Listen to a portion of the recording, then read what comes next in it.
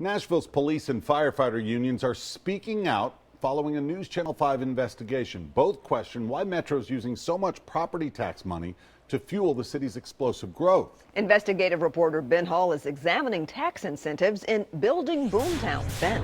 Well, our stories touched a nerve with Metro employees. Firefighters claim Nashville is not keeping up with growth, putting the public at risk. Look what happened at a fire just last week. The initial call was that there was heavy smoke.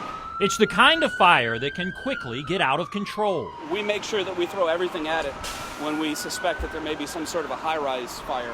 Firefighters evacuated the downtown Holiday Inn Express last week and called for a second ladder truck. Air 19, Medic 19. The call went to Station 19, just a mile and a half from the fire. Truck 19 V4. But when firefighters jumped in their truck, Truck 19, go ahead. radio traffic reveals it would not move. You need to respond to another truck in our place. This truck won't start and then won't go in gear. It's like, guys, we're stuck. Here we are. We can't go.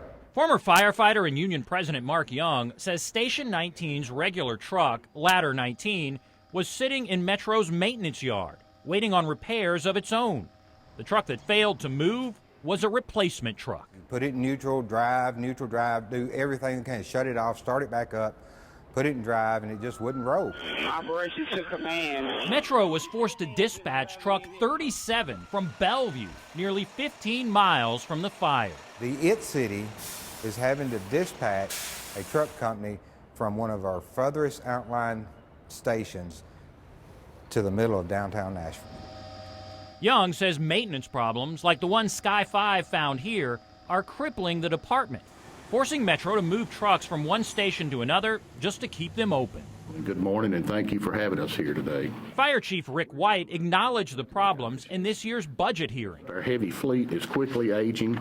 The average mileage on a fire engine is near 95,000 miles. And although the city appropriated money for 13 new fire trucks last year, the chief stopped short of asking for more this year. We're in a crisis. I'm going to say it's a crisis right now with our equipment.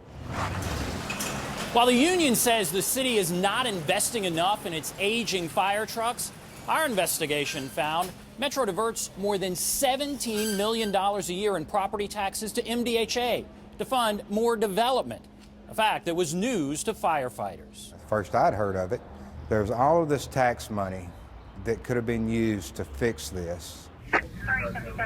But it's not just firefighters sounding the alarm. I mean, with what you uncovered, it's shown us that there is a funding source out there. Danny Hale, the president of the Fraternal Order of Police, says Metro blamed the economy when it cut their guaranteed raises back in 2008. We're not asking for anything extra. We're just asking for what we're due. Although Metro reinstated the raises in 2013, the union says officers are still owed their back pay, despite the booming economy in Nashville. Count the tower cranes out there. They're everywhere. Hale says the property taxes from one building, the Icon condo, would fund the officers' raises for an entire year. The Icon generates more than $1.6 million in property taxes, but almost all of it goes to MDHA for more development.